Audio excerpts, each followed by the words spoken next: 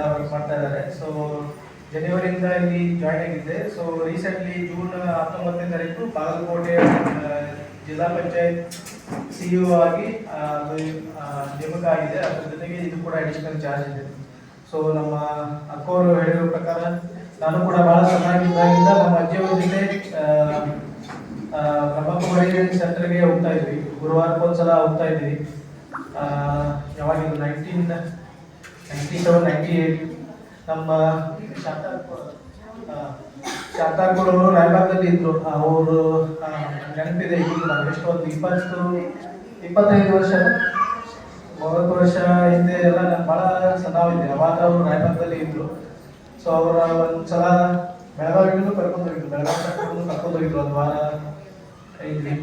So ಅದಾದ್ಮೇಲೆ ನಮ್ಮ ತಂದೆ ತಾಯಿ ಕೂಡ ಬ್ರಹ್ಮಕುಮಾರಿ ಸೆಂಟರ್ 2011ರಿಂದ ಬ್ರಹ್ಮಕುಮಾರಿ ಆಶ್ರಮಕ್ಕೆ ಬರ್ತಾ ಇದ್ದಾರೆ. ಸೊ ಮೌಂಟ್ ಅಬುಗೂ ಕೂಡ ಒಂದು ಐದು ಸಲ ನಾನು ವಿಸಿಟ್ ಕೊಟ್ಟಿದ್ದೀನಿ. ಮೌಂಟ್ ಅಬುದಲ್ಲಿ 5 ಸಲ ವಿಸಿಟ್ ಕೊಟ್ಟಿದ್ದೀನಿ. ORC ಸೆಂಟರ್ ಅಂತ ಇದೆ ಡೆಲ್ಲಿಯಲ್ಲಿ, ಅಲ್ಲಿ ಒಂದು 2 ಸಲ ವಿಸಿಟ್ ಕೊಟ್ಟಿದ್ದೀನಿ. ತುಂಬಾ ಚೆನ್ನಾಗಿದೆ. ಸೊ ನಾನು UPSC IAS ಪರೀಕ್ಷೆ ಬರೀಬೇಕಾದ್ರೆ ನಂದು 6ನೇ ಪ್ರಯತ್ನದಲ್ಲಿ ಆಗಿದೆ. ಫಸ್ಟ್ 4 ಪ್ರಯತ್ನದಲ್ಲಿ ಆಗ್ತಾ ಇರಲಿಲ್ಲ. ಫಿಲಿಮ್ಸ್ ಬರೀತಾ ಇದ್ದೆ, ಮೇನ್ಸ್ ಕ್ಲಿಯರ್ ಆಗ್ತಾ ಇರಲಿಲ್ಲ.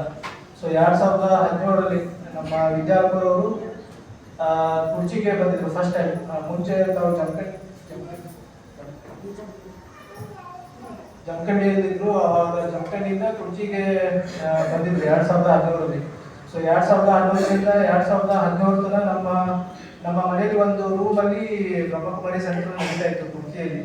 ಸೊ 2017ರಲ್ಲಿ ಬಂದ ತಕ್ಷಣ ಎಲ್ಲ ಜಾಗ ತಗೊಂಡು ತುಂಬ ಚೆನ್ನಾಗಿ ಸೆಂಟರ್ ಆಗಿದೆ.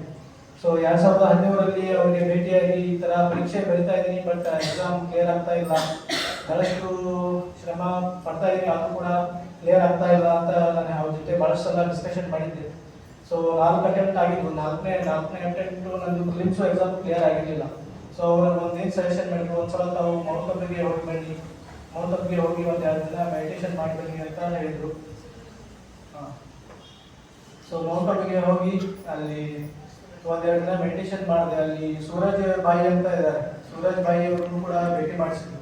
ಸೊ ಅವರು ಒಂದು ಮೈ ಮಾಸ್ಟರ್ ಸರ್ವಶಕ್ತಿಮಾನ್ ಆತ್ಮ ಈ ಥರ ಒಂದು 5 ಸಲ ಪ್ರತಿದಿನ ಎದ್ದ ತಕ್ಷಣ ತಾವು ಈ ಥರ ನೆನಪು ಮಾಡ್ಕೋಬೇಕು, ತಮಗೆ ತಾವೇ ನೀವು ಈ ಥರ ಹೇಳ್ಕೋಬೇಕು ಅಂತ ಹೇಳಿದ್ರು. ಅದೇ ನನಗೆ ಒಂದು ಕಾನ್ಫಿಡೆನ್ಸ್ ಡೆವಲಪ್ ಆಗೋಕ್ಕೆ ಕಾರಣ ಆಯಿತು.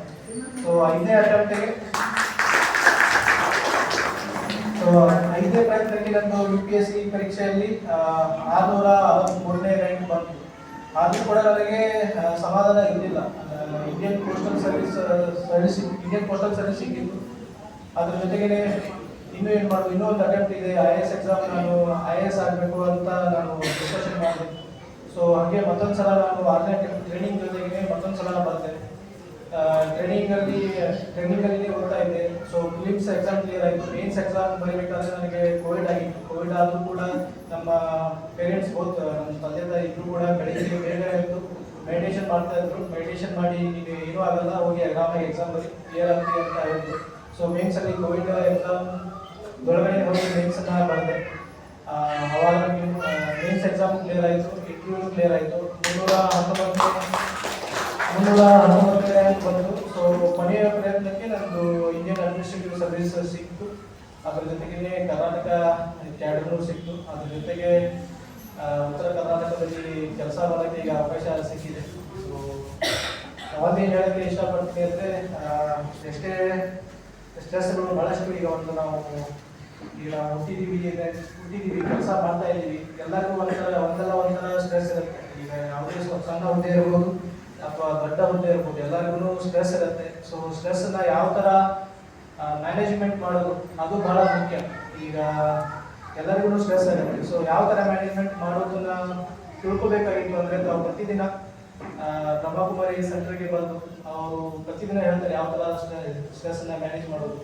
ನಾನು ಈ ದೇಹ ಅಲ್ಲ, ಆತ್ಮ ಇದ್ದೀನಿ.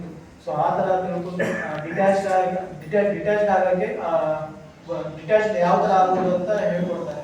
ಅದ್ರ ಜೊತೆಗೆ ಮೆಡಿಟೇಷನ್, ಎಷ್ಟೇ ಸ್ಟ್ರೆಸ್ ಇದ್ರೂ ಸ್ವಲ್ಪ ಮೆಡಿಟೇಷನ್ ಮಾಡಿದ್ರು ಸ್ವಲ್ಪ ಮೈಂಡ್ ರಿಲ್ಯಾಕ್ಸ್ ಆಗುತ್ತೆ. ಸೊ ಜಸ್ಟ್ ಮೈಂಡ್ ರಿಲ್ಯಾಕ್ಸ್ ಆಗೋಕ್ಕೆ ಮೆಡಿಟೇಷನ್ ಮಾಡಬಹುದು. ಇನ್ನು ಭಾಳ ದೊಡ್ಡ ಅರ್ಥಗಳಿರ್ತಾರೆ ಹೇಳ್ತಾರೆ ನಮಗೆಲ್ಲ. ಸೊ ತಾವೆಲ್ಲರೂ ಕೂಡ ಪ್ರತಿದಿನ ಅಟ್ಲೀಸ್ಟ್ 1 ಗಂಟೆ ಆದರೂ ತಾವೆಲ್ಲರೂ ಮೆಡಿಟೇಷನ್ ಮಾಡಿ ಅಂತ ಹೇಳ್ತಾ ಇನ್ನೊಂದು ಮಾತನ್ನ ಮುಗಿಸ್ತೀನಿ. ಧನ್ಯವಾದಗಳು ಅಣ್ಣವರಿಗೆ, ನಮ್ಮ ಕರೆಗೆ ಹೋಗೊಟ್ಟು ನಮ್ಮ ಇಚ್ಛೆಯನ್ನು ಪೂರ್ಣ ಮಾಡಿರುವುದಕ್ಕೆ. ಬಾಬುರ ಮನೆಯಿಂದ ಎಲ್ಲ ಪರಿವಾರದಿಂದ ತಮಗೆ ಧನ್ಯವಾದಗಳು. ಹಾಗೂ ಅಣ್ಣವರು ಸಮರ್ಥವಾಗಿ ಸಾರ್ಥಕವಾಗಿ ಸೇವೆಯನ್ನು ಮಾಡಲಿ. ಆ ಸೇವೆಯನ್ನು ಮಾಡೋದಕ್ಕಾಗಿ ಇವತ್ತು ನಾವು ಸಾಕಷ್ಟು ಅಧಿಕಾರಿಗಳನ್ನು ನೋಡ್ತಾ ಇರ್ತೇವೆ.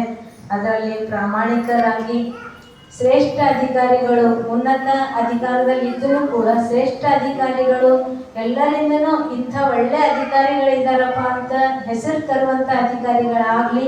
ಅದಕ್ಕೆ ತಮ್ಮೆಲ್ಲರೂ ಹಿರಿಯರ ಆಶೀರ್ವಾದ ಅವರಿಗೆ ಇರಲಿ ಅಂತ ನಾನು ತಮ್ಮೆಲ್ಲರಿಗೂ ಕೇಳ್ಕೊಳ್ತೇನೆ. ಹಾಗೂ ಇನ್ನುಳಿದ ಅವ್ರ ತಂದೆ ತಾಯಿ ಅಜ್ಜಿಯವರು ಎಲ್ಲರಿಗೂ ಸನ್ಮಾನ ಮಾಡಬೇಕು ಅಂತ ನಾನು ತನಗೆ ಕೇಳ್ಕೊಳ್ತೀನಿ.